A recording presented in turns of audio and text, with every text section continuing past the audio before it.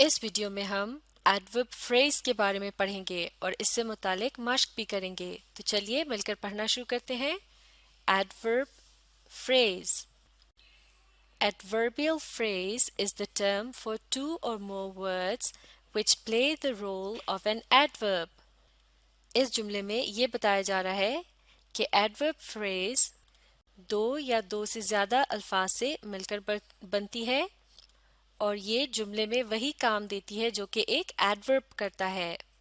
और एडवर्ब का क्या काम होता है? जो कि वर्ब या किसी एक्शन को डिस्क्राइब करता है। तो इसका मतलब ये हुआ, जब किसी एक्शन को डिस्क्राइब करने के लिए दो या दो से ज्यादा अल्फाज का इस्तेमाल किया जाता है तो ये बन जाती है एडवर्बियल फ्रेज, जिसे हम कहेंगे एडवर्ब फ्रेज। अब आगे पढ़ते हैं। लुक एट दीज एग्जाम्पल्स, यानी इन मिसालों को देखते हैं। पहली मिसाल है, आप भी पढ़िए। आई विल सिट क्वाइटली, यानी मैं खामोशी से बैठूंगा या मैं खामोशी से बैठूंगी।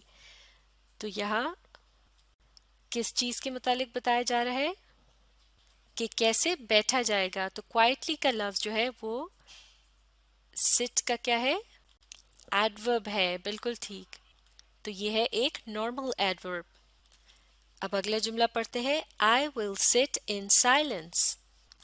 इस जुमले में भी तकरीबन वही बात हो रही है, लेकिन यहाँ सिट के लफ्ज को यानी सिट के एक्शन को डिस्क्राइब करने के लिए दो अल्फाज इस्तेमाल किए गए हैं। इन साइलेंस यानी खामोशी से।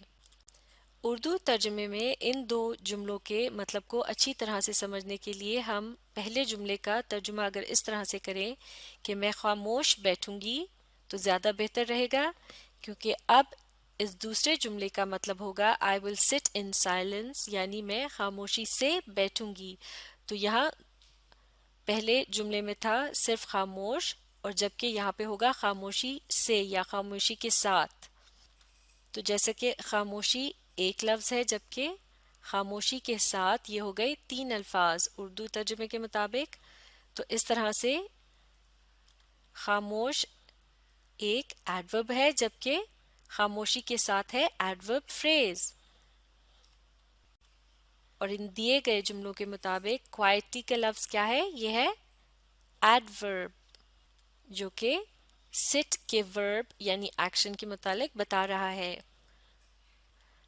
और इन साइलेंस के अल्फाज क्या हैं? ये है एक एडवर्बियल फ्रेज, और ये भी वही काम कर रहे हैं जो कि एक एडवर्ब करता है, यानी कि इस जुमले में ये सिट के एक्शन के मुतालिक एडिशनल इंफॉर्मेशन दे रहे हैं, यानी मजीद वजाहत से बता रहे हैं।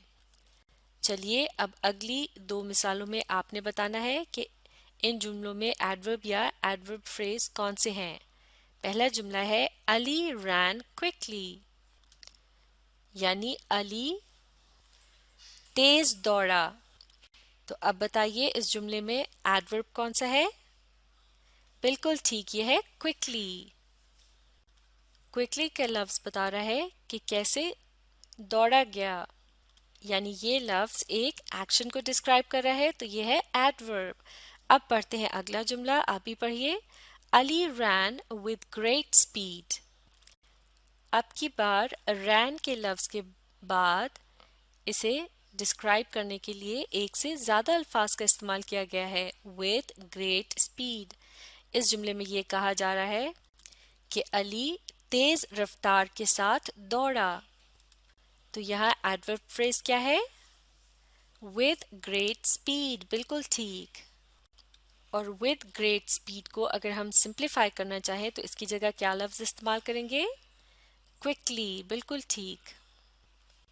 तो विद ग्रेट स्पीड के अल्फाज दौड़ने के अंदाज को बता रहे हैं, यानी अली कैसे दौड़ा। तो इसे एडवर्ब ऑफ मैनर भी कहा जा सकता है। अगर हम ये बताना चाहें कि अली कहाँ दौड़ा और हम ये कहें कि अली रैन ऑन द रोड, तो अब की बार हम ये बता रहे हैं कि कहाँ भागा गया, यानी अली किस जगह भाग रहा था। तो अब ये हो जाएगा एडवर्ब ऑफ प्लेस, यानी وہ الفاظ جن کی مدد سے یہ پتہ چلتا ہے کہ کسی بھی عمل کو کس جگہ کیا گیا ہے. اور اگر ہم وقت کے متعلق بتانا چاہیں، جیسا کہ اگر ہم یہ کہیں علی رین ان دا مارننگ، تو اب کی بار یہ الفاظ یہ بتا رہے ہیں کہ عمل کو کس وقت کیا گیا ہے. تو یہ الفاظ کا جو گروپ ہے کہلایا جائے گا ایڈورب آف ٹائم. تو with great speed یہ کیا ہے؟ Adverb of manner. یعنی اس سے ہاؤ کا پتہ چلتا ہے کوئی عمل کیسے کیا گیا. یعنی اس جملے کے مطابق ہم کہیں گے how Ali rain. On the road کیا ہے؟ Adverb of place. بالکل ٹھیک، اس سے جگہ کا پتہ چلتا ہے. یعنی اس جملے کے مطابق ہم کہہ سکتے ہیں ویئر علی رین. اور ان دا مارننگ یہ کس قسم کا فریز ہے؟ یہ ہے ایڈورب آف ٹائم. اس جملے کے مطابق اس سے پتہ چلتا ہے when علی ran، یعنی وہ کب بھاگا.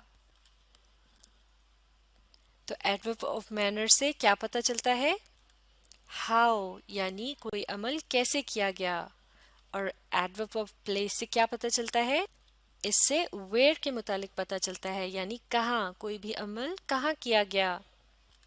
اور ایڈورب آف ٹائم سے کیا پتہ چلتا ہے؟ اس سے پتہ چلتا ہے when، یعنی کب، کوئی بھی عمل کب کیا گیا. چلیے اب ایڈورب فریز سے متعلق مشق کرتے ہیں، مل کر پڑھتے ہیں کہ کیا کرنا ہے. Replace the following underlined adverbs by an adverb phrase. تو یہاں یہ کہا جا رہا ہے کہ دیے گئے جملوں میں ایڈوربس کو انڈر لائن کر دیا گیا ہے اور ہم نے انہیں ایڈورب فریزز سے تبدیل کرنا ہے. یعنی ہم نے ہر ایڈورب کی جگہ اس سے ملتی جلتی ایک ایڈورب فریز لکھنی ہے. تو مل کر شروع کرتے ہیں. نمبر 1 آپ ہی پڑھیے. The pigeon flies swiftly، یعنی کبوتر کی اڑان تیز رفتار ہے. تو اب ہم نے اس جملے میں swiftly یعنی تیز رفتاری کے لفظ کی جگہ ایک ایڈورب فریز استعمال کرنی ہے. اس کا آسان طریقہ یہ ہے کہ اس لفظ کے مطلب کا پتہ لگایا جائے. swiftly کا مطلب ہوتا ہے with great speed، یعنی تیز رفتاری کے ساتھ. تو اب اگر اسے ہم اس جملے میں استعمال کریں تو یہ ہو جائے گا The pigeon flew with great speed، یعنی کبوتر تیز رفتاری کے ساتھ اڑا. تو اس طرح ہم نے swiftly کے ایڈورب کو with great speed کی ایڈورب فریز سے ریپلیس کر دیا ہے. اب مل کر پڑھتے ہیں اگلا جملہ. Number 2 He built his house there، یعنی اس نے وہاں گھر بنایا. معاف کیجیے گا، اس کا ترجمہ ہوگا اس نے وہاں اپنا گھر بنایا. تو اب there کے لفظ کو ہم نے ایک ایڈورب فریز سے ریپلیس کرنا ہے. تو یہاں کیا الفاظ آئیں گے؟ ہم کہہ سکتے ہیں in that place، یعنی اس جگہ پر. تو یہ جملہ ہو جائے گا، معاف کیجیے گا، دیر کی جگہ ہم استعمال کریں گے at that place. تو یہ جملہ ہو جائے گا He built his house at that place، یعنی اس نے اس جگہ پر اپنا گھر بنایا. اس سے پچھلے جملے میں ہم نے پڑھا تھا کہ کبوتر تیز رفتاری سے اڑتا ہے یا کبوتر تیز رفتاری کے ساتھ اڑ رہا تھا. تو ان جملوں میں کبوتر کی اڑان کے متعلق بتایا گیا تھا کہ وہ کس طریقے سے اڑ رہا تھا. تو یہ کیا ہوئے، یہ انہیں کیا کہلائے، یہ جو معاف کیجیے گا یہ ایڈورب فریز جو ہے with great speed جو کہ اڑنے کے عمل کو ڈسکرائب کر رہی ہے، یہ کس قسم کی ایڈورب فریز ہے؟ مینر، پلیس یا ٹائم؟ یہ ہے ایڈورب آف مینر. بالکل ٹھیک، کیونکہ یہ اڑنے کے انداز کے متعلق بتا رہی ہے. اور اب اس دوسری مثال میں گھر کے متعلق کیا بتایا گیا ہے کہ اسے کس جگہ پر بنایا گیا، وہاں یا پھر اس جگہ پر. تو ایٹ دیٹ پلیس یہ کس قسم کی ایڈورب فریز ہے؟ یہ ہے ایڈورب آف place. بالکل ٹھیک. اب پڑھتے ہیں اگلا جملہ نمبر 3. He tried hard. یعنی اس نے بہت کوشش کی. اب ہم نے hard کے ایڈورب کی جگہ ایک ایڈورب فریز استعمال کرنی ہے، تو یہ کیا ہوگا؟ اس کی جگہ ہم کہہ سکتے ہیں with a great deal of effort. تو اس طرح یہ جملہ ہو جائے گا he tried with a great deal of effort. یعنی اس نے بہت زیادہ جد و جہد کے ساتھ کوشش کی. اور اس جملے میں کوشش کرنے کے انداز کے متعلق بتایا جا رہا ہے، تو یہ ہے ایڈورب آف مینر. بالکل ٹھیک. اب پڑھتے ہیں اگلا جملہ نمبر 4. He spoke. یعنی اس نے فصاحت سے بات کی. فصاحت کا مطلب ہوتا ہے جب آپ کو گفتگو کرنے پر بہت اچھا عبور حاصل ہوتا ہے. معاف کیجیے گا، پہلے اس جملے کو مکمل طور پر پڑھتے ہیں. He spoke eloquently. آپ بھی پڑھیے. He spoke eloquently. یعنی اس نے فصاحت سے بات کی. اور فصاحت کا کیا مطلب ہے؟ جب آپ کو گفتگو پر بہت اچھا عبور حاصل ہوتا ہے، یعنی آپ اچھے طریقے سے بات چیت کر سکتے ہیں. تو اب ہم نے eloquently کے ایڈورب کی جگہ ایڈورب فریز استعمال کرنا ہے. یہ کیا ہوگا؟ اس کا آسان طریقہ یہ ہے کہ ہم یہاں eloquently کا مطلب استعمال کریں، جو کہ ہے with good speaking skills. تو یہ جملہ ہو جائے گا He spoke with good speaking skills. یعنی اس نے بڑی مہارت کے ساتھ بات کی.